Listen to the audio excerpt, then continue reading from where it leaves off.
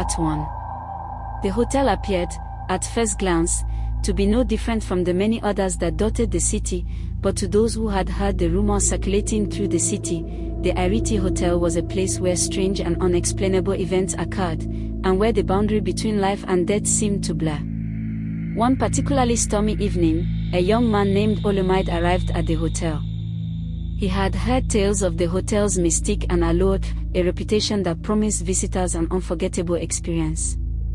Upon entering the grand foyer, Olumide was greeted by the hotel's enigmatic owner, Chief Adedeji.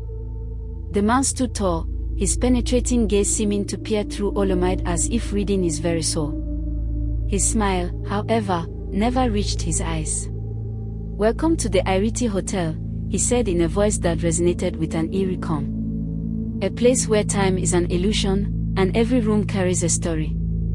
The lobby was dimly lit, with candles casting flickering shadows on the walls.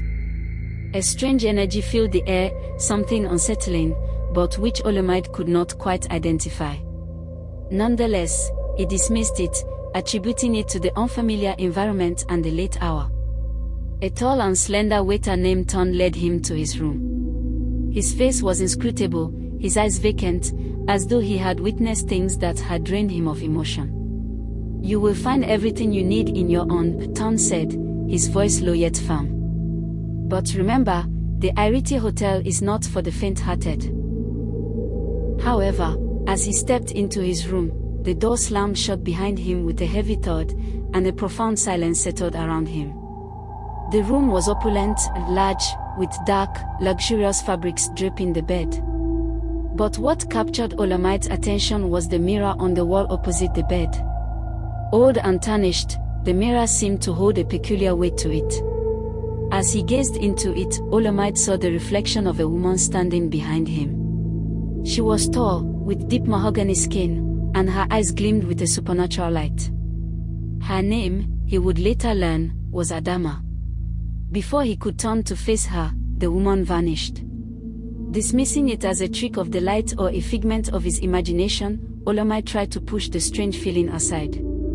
Yet, the sensation of being watched lingered, gnawing at the back of his mind. As the night deepened, the atmosphere in the hotel grew heavier. Strange sounds echoed through the walls, soft whispers, distant laughter, and the unmistakable sound of footsteps that seemed to belong to no one. Olumide tried to ignore it, but deep within him, something told him that the Iriti Hotel was far from ordinary.